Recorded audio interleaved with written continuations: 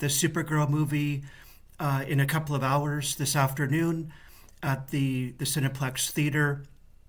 I'm My understanding is this probably is going to be uh, the last viewing, at least for myself. It is cheaper on Tuesdays, so I'm on vacation right now. So this will be good.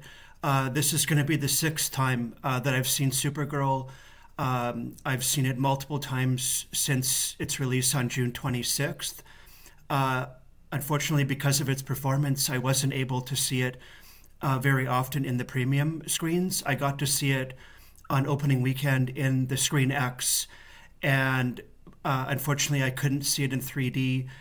And by the time I got to the next viewing the following weekend, they had already started pulling the movie out of the premium screens. So that in itself was disappointing. And because as a full kind of honest interpretation, I actually really, I almost want to say I love this movie. I loved almost everything about it. And when I say almost, I just mean I think they could have just done more with it. Some examples that I thought about was when Supergirl is in the convenience store getting the Slurpee. I would have loved to seen a more almost like a 7-Eleven in space. I would have loved to see more colors, more fluorescent lighting. Maybe even see if 7-Eleven would be interested in doing like a placement ad, just anything to just make that stand out even more. Absolutely love the idea. I loved just how this movie, it doesn't take itself seriously, but I feel like it's doing that on purpose. And I have so much fun watching this movie. Uh, Even after the sixth time, I'm already looking forward to seeing it again, of just having my mind just relax and just almost laugh at this movie, but not in a bad way, in a good way, because it's just so funny.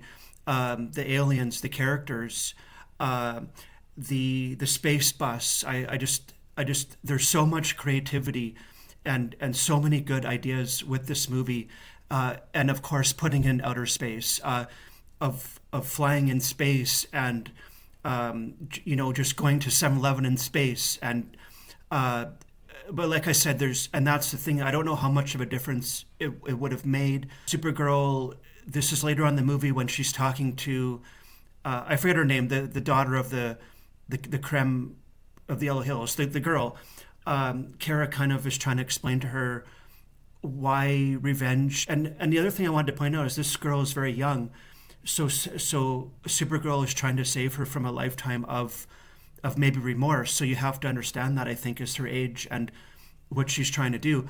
But basically, we do the flashback of Krypton, and we see this is the part where she's kind of explaining her origin of Krypton exploding and how Argo was separated off from the planet, and then of course the radiation poisoning, and how her mother passes away, and then they decide to send her on the same trajectory as Kal-El went towards Earth.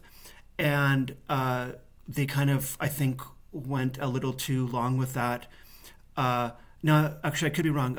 The part where she lands on Earth in the Arctic, and Clark is there, and we get to the point where I think they could have cut at a certain point. She basically makes a joke about Superman's uniform, which I loved. I'd like to see more yellow in the logo, but she makes a joke about the red underwear part. And then it goes on to see her in Metropolis, I guess, at some point after she just lands. And we get, she's in, I guess, some sort of apartment, and Crypto's misbehaving. And I think I would have just cut it right there.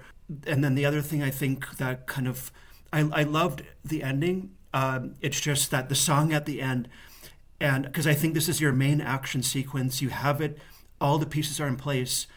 And now before I say that, the score for this movie is perfect.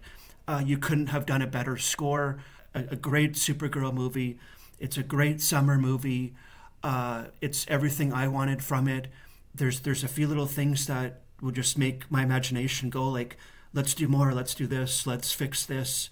I don't think that's the right word. Let's just kind of imagine this and but like I said, this was just a fantastic Supergirl movie.